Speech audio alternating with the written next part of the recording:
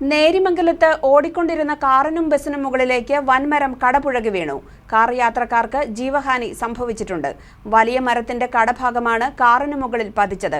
Car പൂർണ്ണമായി മരത്തിനടിയിൽപ്പെട്ട് അമർന്നു. യാത്രക്കാരെ പുറത്തെടുക്കാനുള്ള രക്ഷാപ്രവർത്തനം തുടരുകയാണ്.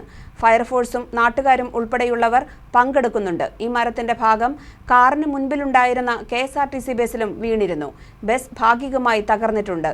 യാത്രക്കാർ പരിക്കില്ലാതെ രക്ഷപ്പെട്ടു. 2 മണിയോടെയാണ് സംഭവമുണ്ടായത്.